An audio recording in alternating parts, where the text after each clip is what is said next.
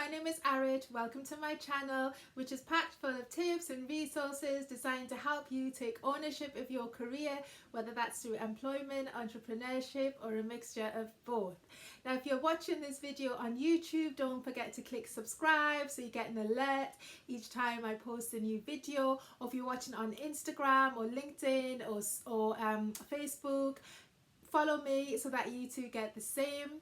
And as always, don't forget to like, comment and share this video, because you don't know who in your network needs to hear what I'm about to say too, so you got to spread the news.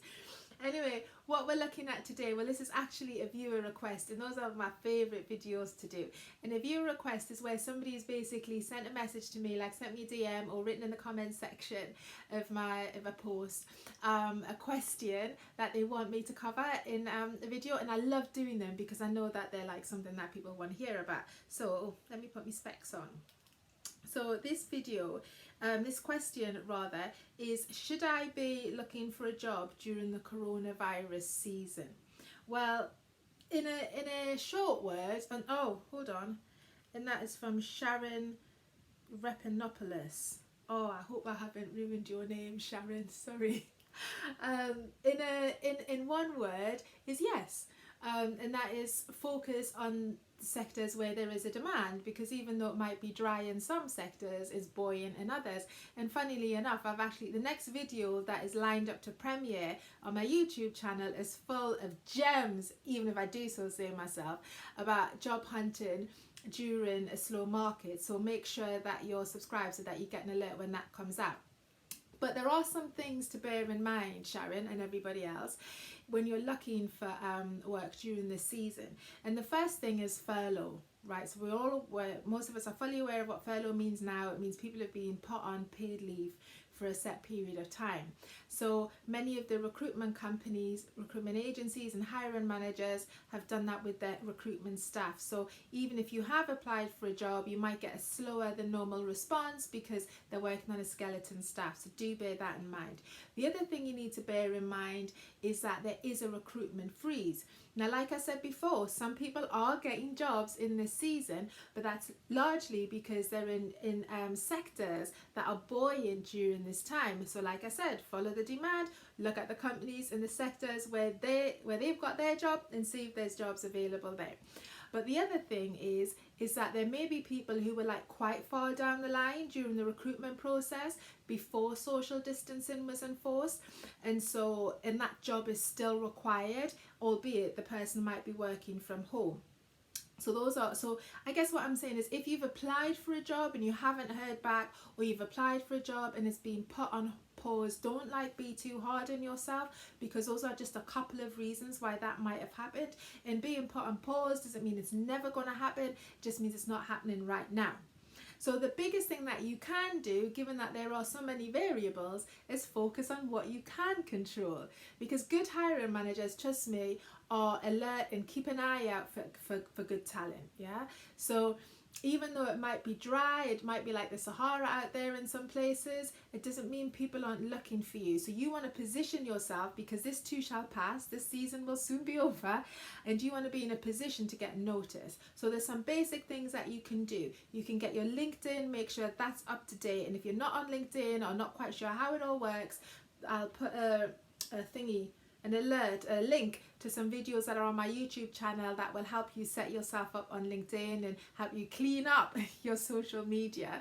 Okay, the next thing you want to do is practice your interview techniques. Now go out and just for fun, right, because we've all got time right now, go out and find maybe 2 or 3 jobs that you would love to apply for.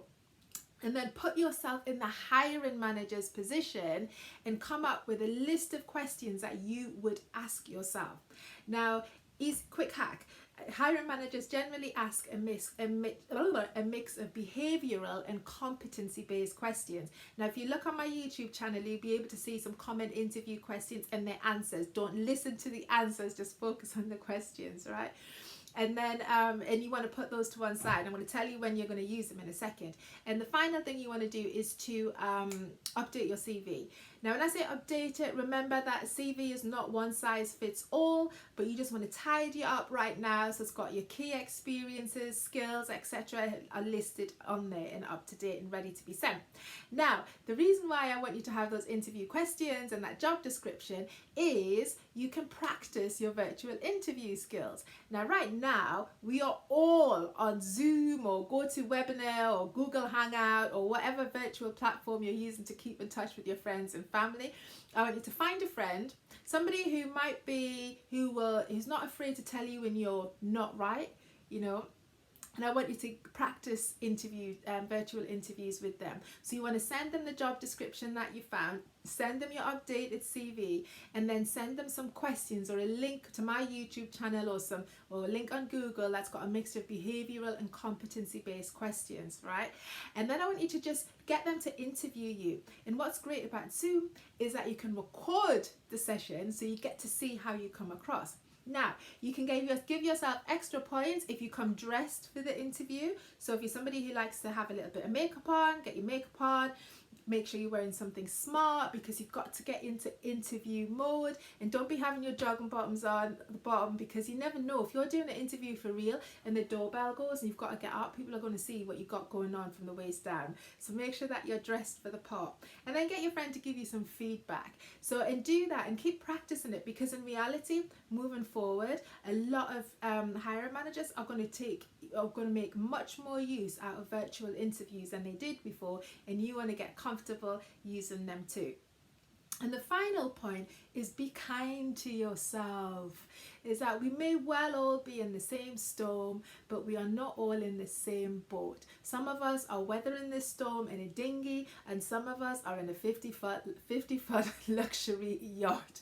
So, and they're different experiences. So yes, learn a new skill and do all of these wonderful things if you can.